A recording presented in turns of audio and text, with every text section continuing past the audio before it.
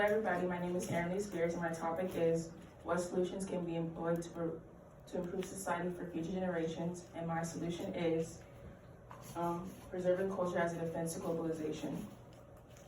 Our problem. So things are becoming lessening and extinct every year, language is being lost, communities are weakening, and children grow up not knowing how to speak their ethnic language, and our overall problem is culture is facing globalization. So our problem was that cultures are facing globalization, and some possible solutions to that can be artificial intelligence, decentralized money systems, implementing new and education learning styles, and preserving culture as a defense of globalization. And some positive effects when culture is preserved is that communities are stronger together, people know their cultural identities, we can maintain traditions, and yeah. So moving on to lenses, one of my lenses is culture, and we want to preserve culture because we want to keep the community stronger. We want to document and study languages. This means the last person of an ancient tribe, when they die, language is already written down so it can be taught to future generations. Culture is defined by people and the flow and change, and we can encourage family and friends to preserve culture and learn about it all together. Environment. The environment can help preserve culture because of historical relics. This is artifacts. So artifacts are old, and we want to protect them and handle them in a proper way so they can last longer. And biodiversity. So humans interact with animals and plants every day, so we want to do our best to protect them and keep them safe for the environment. My last lens is ethics, and ethics can help preserve culture because culture depends on ethics. It helps us define whether something's right or wrong by the way we practice it. Personal beliefs.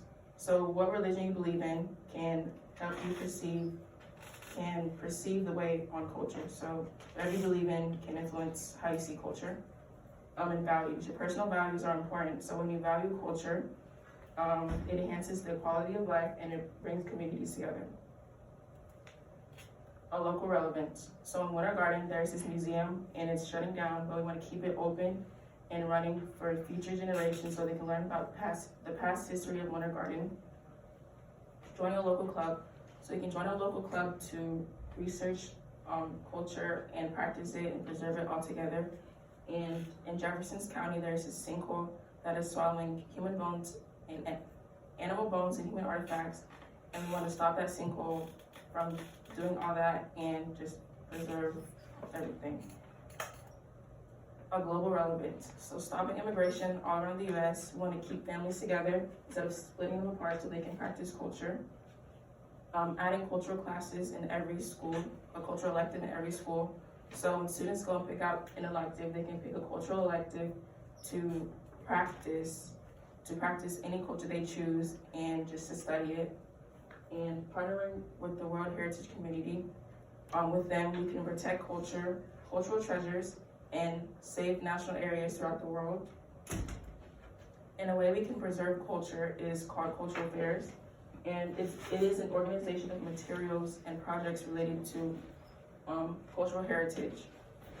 In Scotland, they have these Scottish Highland Games where basically you go out to a field, play games with each other, dress up, and just practice culture all together. In India, they have these Indian religious festivals where it's basically just a parade with people dancing, you can eat food together and just practice culture. Concluding, culture is really important. We want to preserve it as much as we can because without it, children will grow up with the loss of knowledge, not knowing about their ancient history and background. Here's my works cited page, and thank you for listening.